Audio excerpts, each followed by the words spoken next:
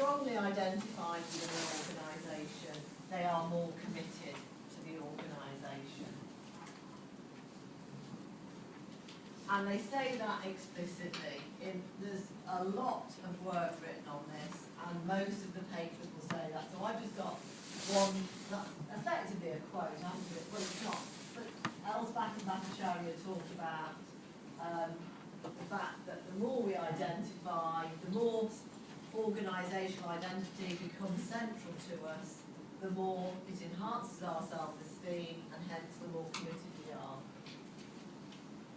And as I said to you, there's been a little bit of work done, and again, I'm not sure whether there's much work done outside of the US on this, where people take this to an extreme and they over-identify. So Duke and Richard talk about the self gets lost, the identity of the organisation replaces self. There is little or no perceived uniqueness. And even Duke and Richard is an American, but even him and his group argue that that isn't good. And it can lead to burnout, where people overinvest until they can give no more. You had the lecture from Martin Corbett. You could talk about over-identification when you think about the Ford Pinto case. I mean, the Ford founder and the Ford family have been an incredibly strong influence on that organisation. And you could argue that the family themselves over-identify with their organisation, which is not perhaps unusual, but could lead to extremes of behaviour.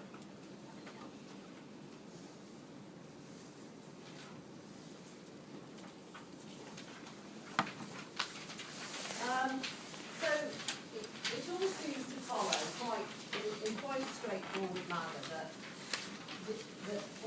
identifying with an organisation is supposedly good in the majority of cases, and it leads to enhanced self-esteem and more commitment to the organisation. And I suppose, even if you're talking about our sort of psychological well-being, it's not great if you don't look forward to going to, I mean, look forward is perhaps the wrong word, but don't generally enjoy going to work. You know, I mean, I used to do horrendous menial jobs when I was still at school. I've worked in supermarkets, I've worked in selling men's shoes, had to wear a horrible purple uniform that gave me electric shocks all the time. You know, stood on my feet all day, every day. You know, perhaps not all of you have had to do these jobs, but some of them. And there's no way you would identify with the organisation. And there was quite a lot of being a temporary young worker. It was sort of quite normal, really, to try and actively resist, you know, try and take longer for breaks. I mean, there was a lot of direct control put on you, but so clearly it's harder to get people to commit at lower levels in the organisation. But generally speaking, there is this idea that if people identify to an extent with an organisation, then they're going to be more committed to it, and they're going to put in more effort, effectively. So there's been quite a lot of work, actually that's spelled wrong, it should be Kreiner, not Kreiner,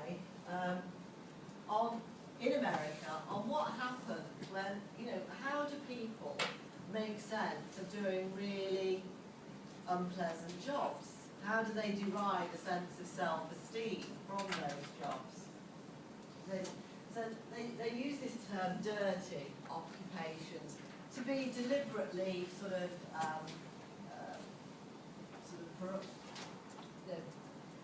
put it in a way that sounds unpleasant. They're talking about dirty occupations are physically, socially or morally tainted. So here I'll give you some examples. In Western cultures at least, we don't spend too much time dwelling on what happens to people.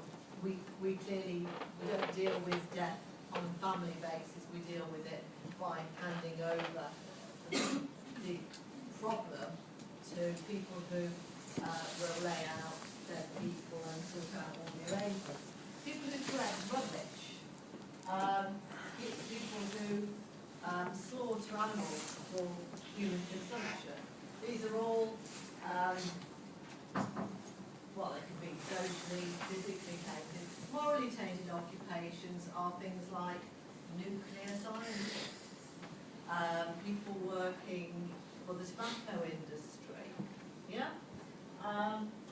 So, Ashforth and Kreider and Ashford et al. There's only about 8 or 9 US researchers who've done a lot of work in this area. They all do work together in various combinations. They've looked in detail at how people make sense, how do they negotiate or normalise the taint or stigma in order to maintain a positive sense of self. So clearly people either choose to do these jobs, are forced to go into these jobs because they have no other choice, or as I say, want to go into these jobs. So, but at the same time, they've got to make sense of themselves. What is it about themselves that means they can do this job? And so they've, over 2 papers, they've talked about lots of processes through which the taint is actively countered, or as they say, at least rendered less important. So nuclear scientists reframe what they do. They're not potentially creating weapons that will of mass destruction. They are saving the world. Yeah? So that's a reframing position. Recalibrating, they talk to dog catchers. Clearly, again, this is based in the US, a dog catcher is going to collect up stray dogs, and in all probability, those poor dogs are going to have to be put to sleep. But dog catchers will argue that they're doing a very positive job because stray dogs are usually vicious dogs because they are not being well cared for, so they're protecting the public. They're not killing lots of nice animals. Yeah, they're protecting the refocusing. This is somebody doing a very, very menial task all day, every day, spreading manure on fields. This isn't a farmer. This is just somebody whose whole job is spreading manure. And refocusing, and the people they talked to said, we like working outdoors. We're very healthy because we work outdoors. They must get no sense of smell either. So it was refocusing. So they take the emphasis completely off the job and talk about what it does for themselves, that they're in a good job because they're able to be outside all the time. Differentiating amongst types of outsiders.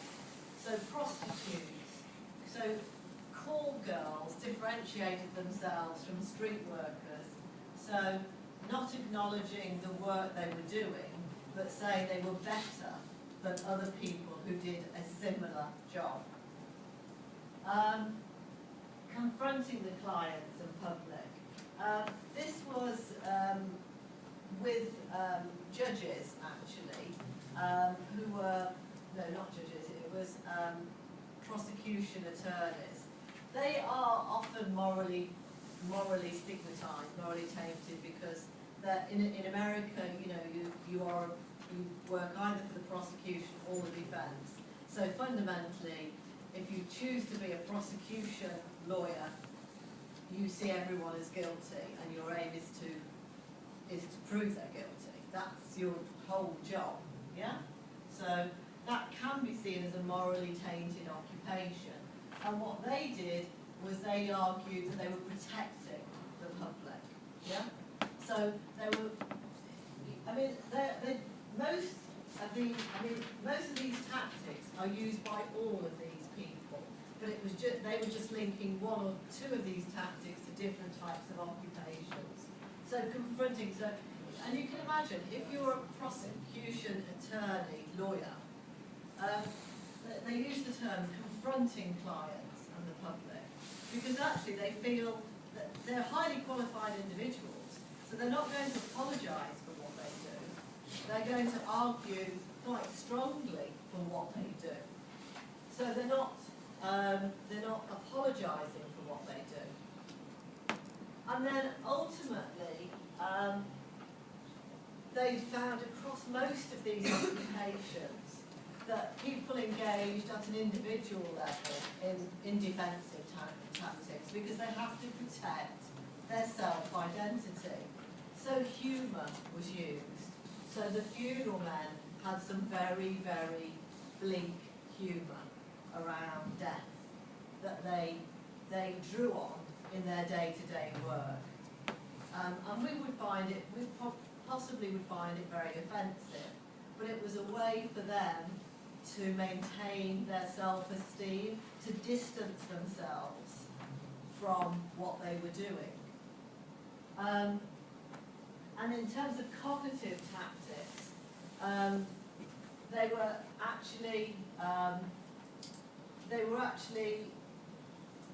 the cognitive tactics were very much around seeing themselves as part of, sort of distancing themselves from the group, recognising they have this social identity, yeah, and accepting that social identity, but